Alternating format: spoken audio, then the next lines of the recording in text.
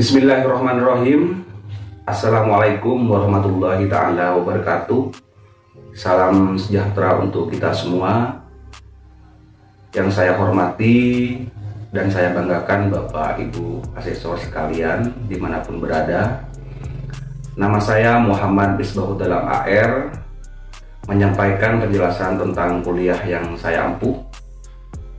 Saya mengajar S1 Program Studi Pendidikan Guru Sekolah Dasar di STGP PGRI Sumeneb. Adapun kualifikasi pendidikan saya yaitu S1 Program Studi Pendidikan Geografi, S2 Program Studi Pendidikan Geografi, di mana dua gelar tersebut saya tempuh di Fakultas Ilmu Sosial Universitas Negeri Malang.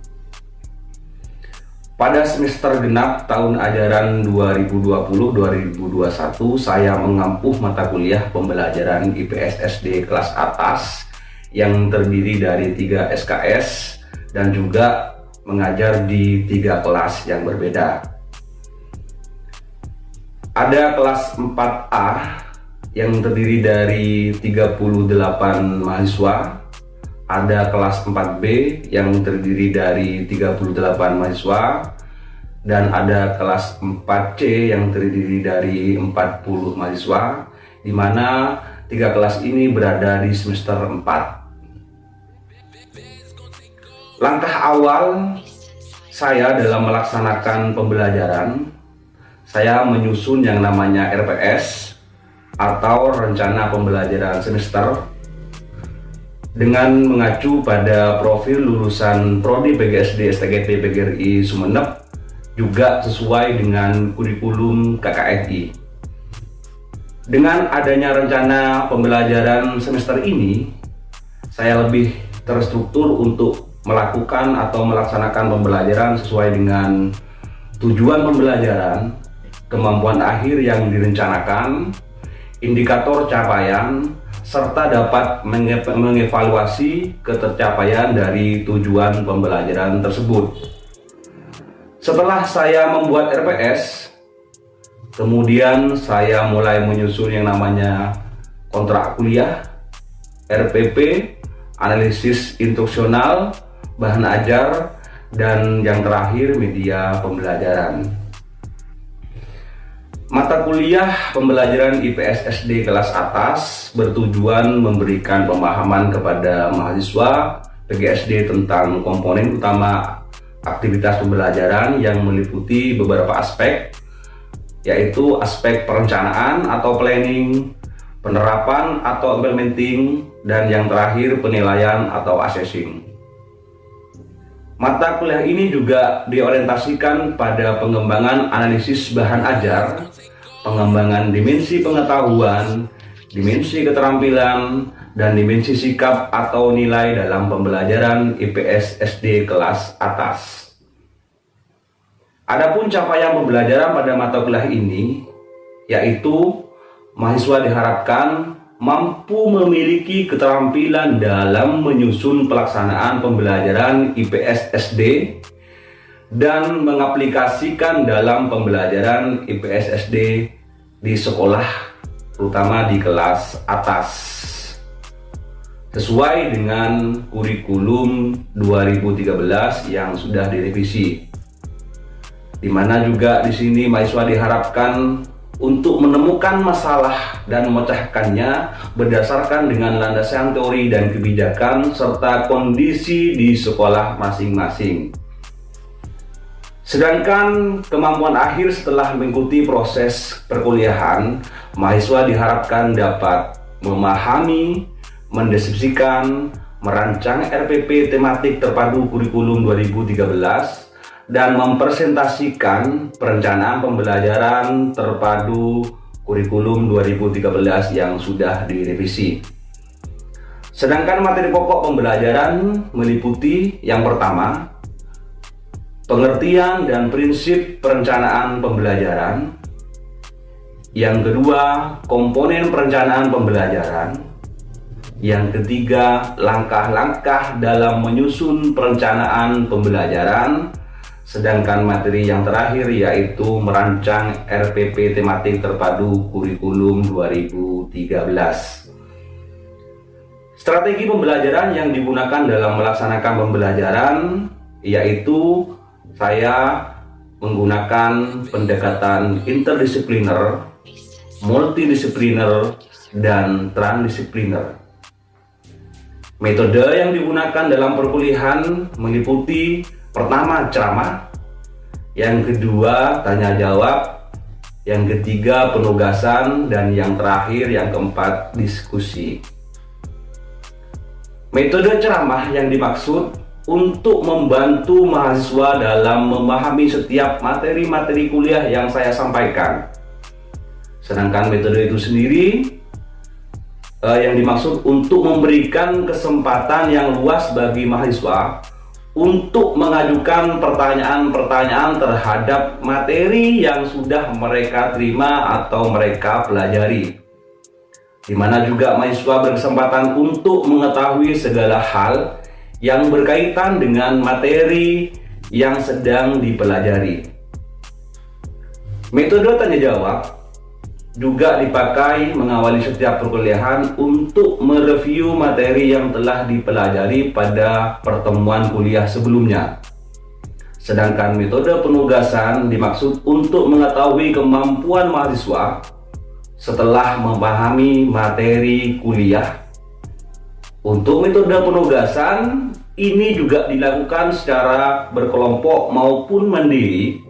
Bentuk metode penugasan seperti yang saya lakukan adalah unjuk kerja, proyek ataupun praktek.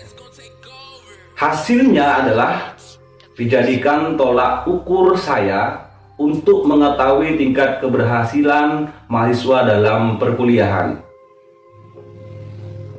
Sedangkan untuk metode diskusi dimaksud untuk memperdalam materi yang telah dipelajari, baik berupa presentasi di depan kelas maupun di luar kelas.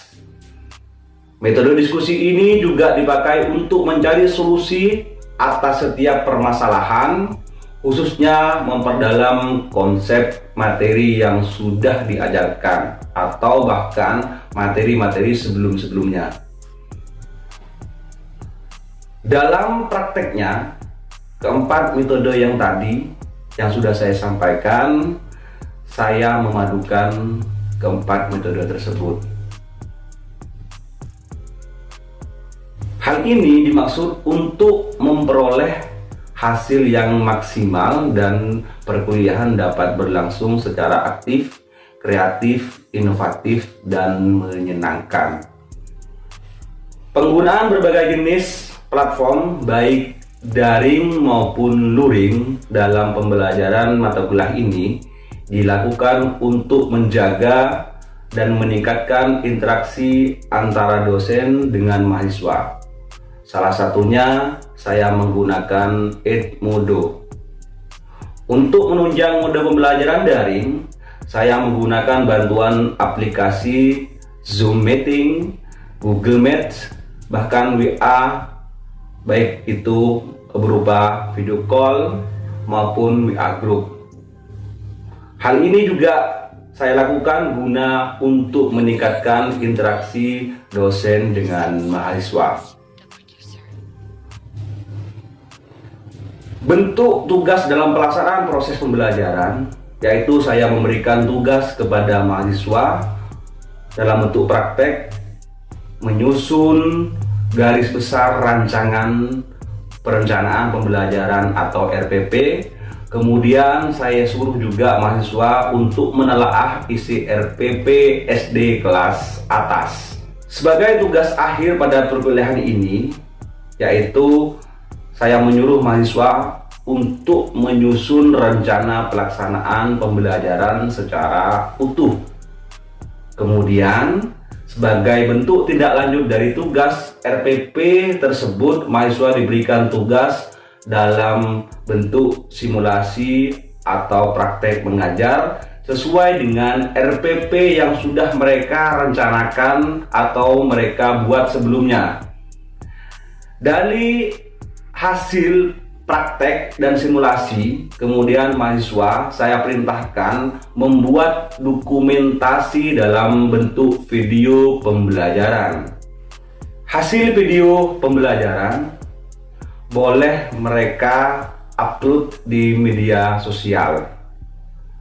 Sedangkan untuk tugas simulasi mengajar boleh mereka lakukan di dalam kelas kuliah atau menggunakan teman sejawat sebagai siswa, bahkan boleh langsung ke sekolah yang mereka inginkan. Meskipun hanya direkam dengan menggunakan handphone dan menggunakan media pembelajaran sederhana, akan tetapi harapan saya yang terpenting dengan adanya praktek ini, mahasiswa memiliki bekal keberanian dalam mengajar sebagai modal awal calon guru sekolah dasar.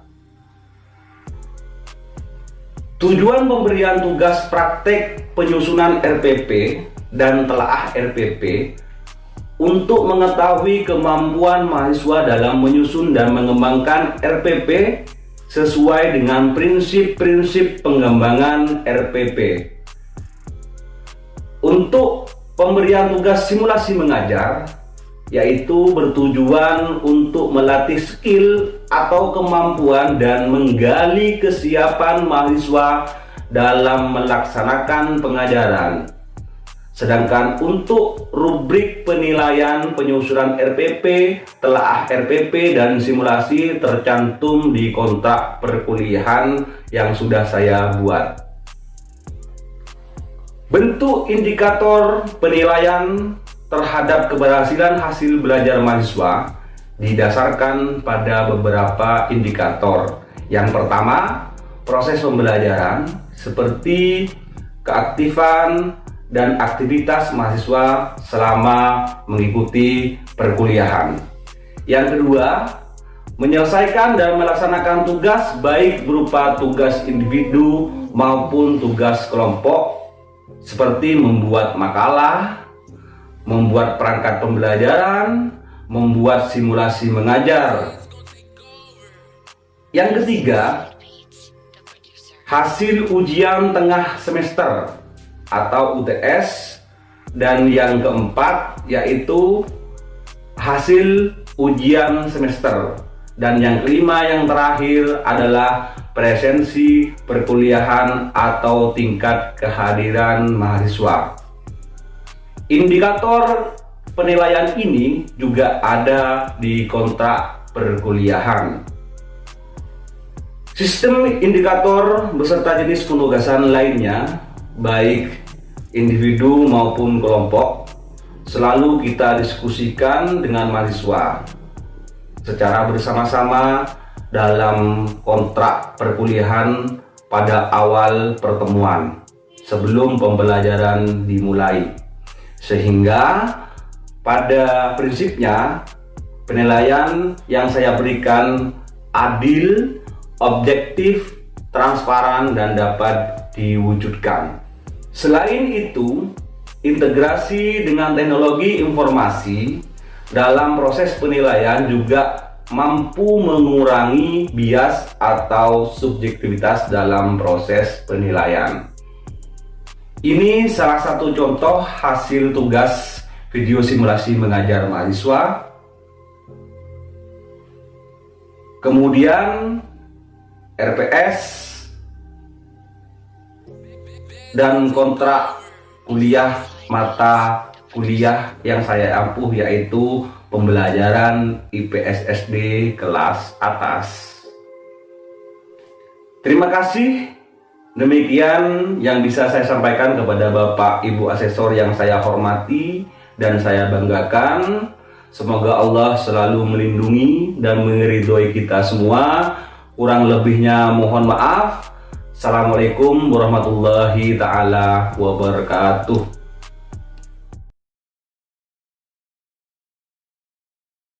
Assalamualaikum warahmatullahi taala wabarakatuh. Waalaikumsalam warahmatullahi wabarakatuh.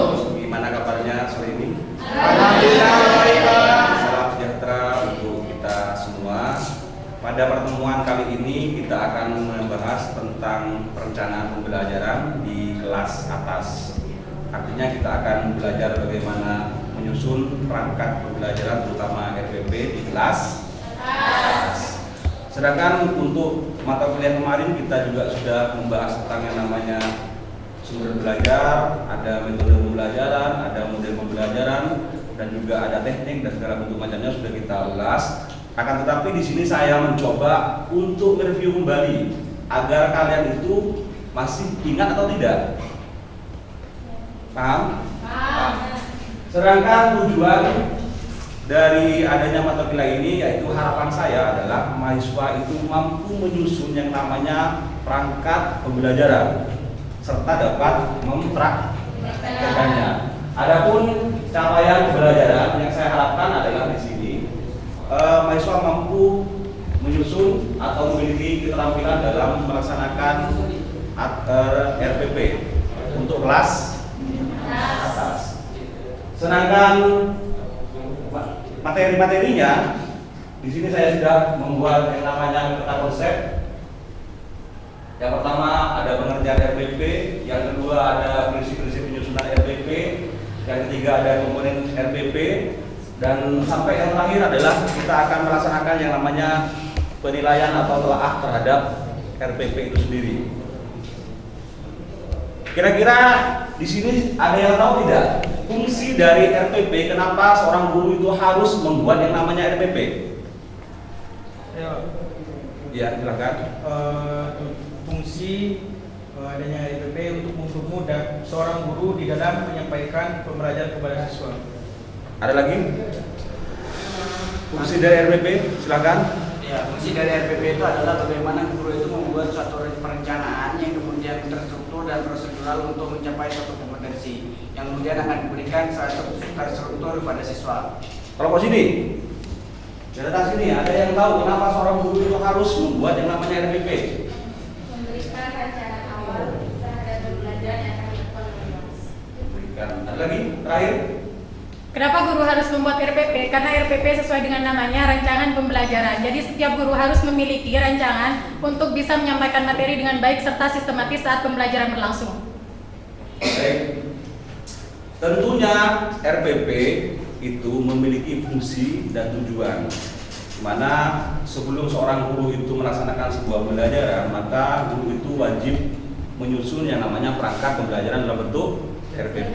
Sebelum, bahkan kalau di sekolah-sekolah itu RPP itu disusun 1 tahun sebelumnya, atau sebelum semester itu dimulai itu sudah harus menyusun. Tujuannya apa? Tujuannya di sini agar apa yang mau diajarkan di dalam kelas itu bisa terstruktur dengan baik.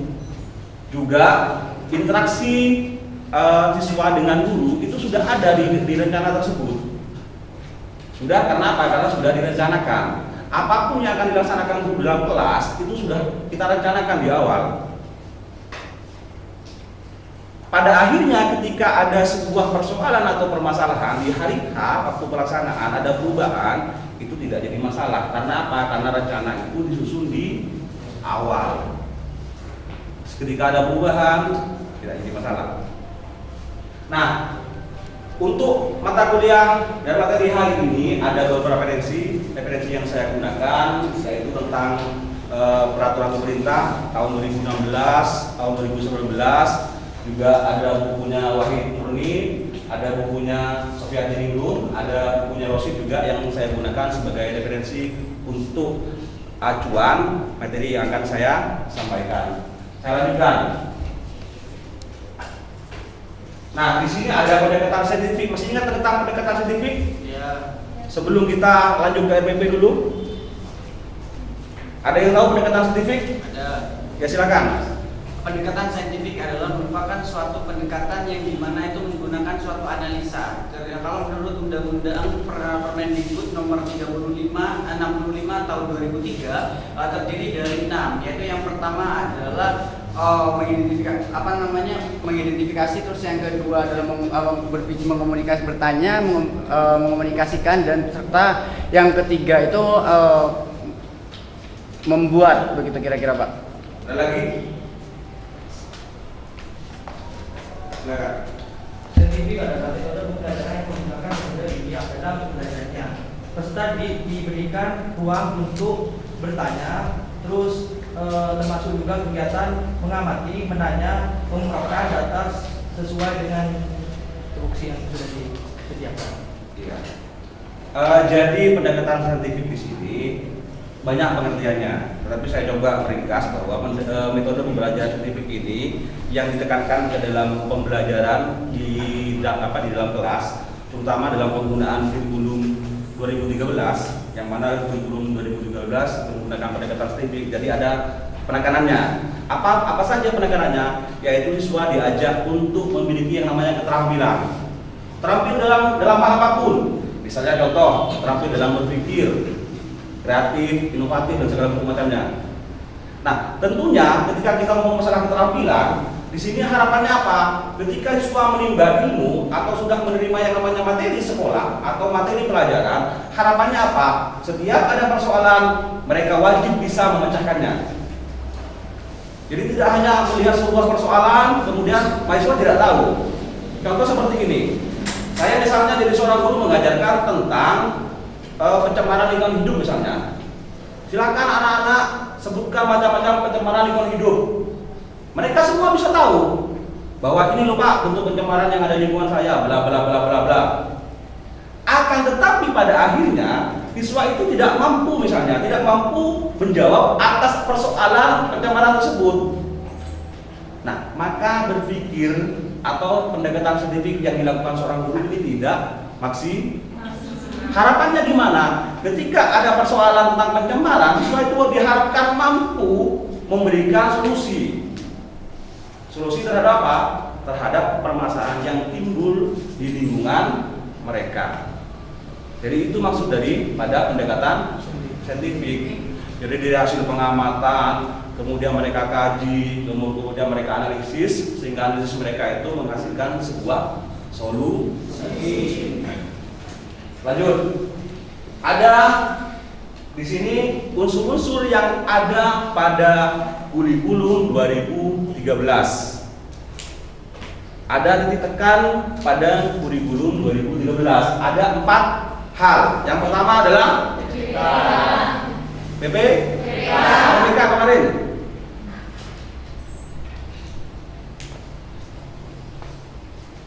Apa PPK? Pembentukan karakter. Jadi penekanannya adalah di sini untuk kurikulum 2013 adalah diharapkan siswa memiliki karakter. Siapa yang bisa membentuk karakter? Salah satunya adalah seorang guru dalam melaksanakan pembelajaran. Dibantu juga oleh sekolah, yang pada akhirnya juga dibantu oleh keluarga maupun masyarakat. Yang kedua adalah literasi. Yang ketiga adalah 4C di sini adalah yang pertama komunikasi. Harapannya apa di sini kurikulum 2013? Siswa itu harus mampu yang namanya berkomunikasi dengan baik. Yang kedua apa? Kolaborasi atau bekerja sama dengan baik. Yang ketiga adalah kreativitas. Harus memiliki yang namanya kreativitas, sehingga kreativitas yang dimiliki oleh siswa itu dapat dijadikan sebuah inovasi. Yang terakhir adalah berpikir kritis dalam menyelesaikan sebuah persoalan atau masalah. Itu harapan daripada kurikulum 2013. Ada 4 penekanannya. Nah, 4 hal ini akan tercapai melalui sebuah pendekatan, melalui sebuah metode, melalui sebuah model. Saya sudah dulu menjelaskan bahwa model-model apa saja kira-kira yang ada di pelajaran IPS. Kira-kira model apa saja yang diajak untuk berpikir? Salah satunya, pernah dengar kata-kata model? Ya, model-model pembelajaran apa saja yang ada di IPS? Problem listening, terus discovery, terus ada inquiry, ada modelnya kooperatif, banyak modelnya kooperatif yang bisa mengajak siswa di dalam kelas bisa diajak untuk berpikir. Nah, hal keempat ini bisa dilaksanakan melalui model-model tersebut, terutama menggunakan model pembelajaran yang dimiliki oleh IPS. Metode juga sama, metode IPS punya metode sendiri. Salah satunya bentuknya adalah interdisipliner, multidisipliner, dan bentuk segala macamnya yang dimiliki oleh IPS. Lanjut, sekarang adalah pengertian RPP. Kita langsung masuk ke bab pokoknya. RPP merupakan rancangan pembelajaran yang diturunkan dari mana? Dari silabus. Kemudian dikombinasikan dengan apa? Dengan buku, baik buku guru maupun buku siswa. Kemudian dari rancangan tersebutlah muncullah yang namanya RPP. Ada 3 unsur yang terdapat dalam RPP. Yang pertama adalah kompetensi yang harus dikuasai oleh siswa. Ada 4 kompetensi yang harus dikuasai. Apa saja tempat itu? KI1, 2, 3, dan 4. KI1 tentang KI2 tentang sosial, KI3 tentang pengetahuan, yang terakhir penampilan. Yang kedua, nah bagaimana cara mencapai agar KI tadi dan KD itu bisa tercapai? Tentunya melalui langkah-langkah pembelajaran yang ada di RPP. Makanya tadi saya bilang adalah model-model apa saja yang ada di IPS. Modelnya bla bla bla bla. Ada kooperatif, misalnya ada ibu wiri. Nah, dari model tersebut maka diturunkan ke dalam langkah-langkah pembelajaran yang ada di RPP. Fungsinya apa? Agar KI dan KD itu bisa tercapai. Makanya dibantu oleh model. Model ini digunakan di mana? Digunakan pada saat pembelajarannya. Sudah paham? Sampai di sini. Biar lebih paham lagi, saya minta teman-teman untuk mengerjakan lembar kerja mahasiswa yang sudah saya buat. Nanti saya berikan kepada kalian. Silahkan teman-teman di sini buat kelompok dulu, kelompok kecil dulu. Nanti setiap kelompok saya kasihkan lembar kegiatan yang harus didiskusikan dalam kelompoknya masing-masing. Teman-teman, kali ini kita kebagian tentang materi jenis-jenis pekerjaan. Jenis-jenis pekerjaan ini kan sesuatu yang kita temui setiap hari ya teman-teman ya. Jadi kita perlu pendekatan yang cukup serius karena teman-teman nanti siswa itu pasti akan dihadapkan langsung secara kasat mata itu pekerjaan. Menurut aku sih strategi yang paling baik ini Tim game turnamen. Jadi nanti kooperatif siswa itu dikelompokkan, tapi nanti juga ada gamesnya. Kita gamesnya nanti pakai talking stick untuk sekalian untuk menguji tingkat pemahaman siswa. Karena di sini nanti juga ada di kategorinya itu siswa. Di sini kita akan membahas tentang memahami manusia. Silakan hasil yang sudah didiskusikan dengan teman-temannya dalam pengerjaan penyusunan perencanaan pembelajaran saya minta untuk dipresentasikan di depan kelas. Dalam metode diskusi di sini sangat menunjang terhadap KD yang pertama yaitu 3D3, yaitu dalam konsep, yaitu dalam bagaimana kita menganalisis peran ekonomi dalam masyarakat guna. Nah, untuk tugas tindak lanjut dari pertemuan hari ini saya memberikan tugas, nanti silahkan kerjakan di rumah masing-masing, nanti saya berikan kepada ketua kelasnya untuk dikerjakan. Nah, di sini saya sudah membuat sebuah rubrik tentang bagaimana caranya nanti Anda menilai RPP yang sudah ada di sekolah. Boleh silakan pergi ke sekolah mana saja. Ke sekolah minta RPP, kemudian dari RPP tersebut silakan Anda telaah. Di sini saya sudah menyediakan lembar format telahnya, silakan isi di sini. Jadi RPP-nya ditelaah, dinilai. Misalnya saya contohkan seperti ini. Untuk indikator misalnya, apakah sesuai tidak indikator dengan kompetensi inti dengan kompetensi dasarnya? Kalau sesuai silakan dicontoh sesuai, kalau misalnya tidak sesuai apa alasannya? Materinya juga sama, misalnya materinya tentang air misalnya. Oh ternyata materinya tidak sesuai dengan kompetensi yang ada di atas. Nah, alasannya apa kalau misalnya tidak sesuai? Itu isi dari telah ini. Ini kita bahas minggu depan. Tetapi teman-teman di rumah silahkan mengerjakannya, kemudian kita bahas minggu depan. Siap, Pak. Sudah, itu saja yang bisa saya sampaikan. Kurang lebihnya mohon maaf. Kita ketemu minggu depan lagi. Assalamualaikum warahmatullahi wabarakatuh.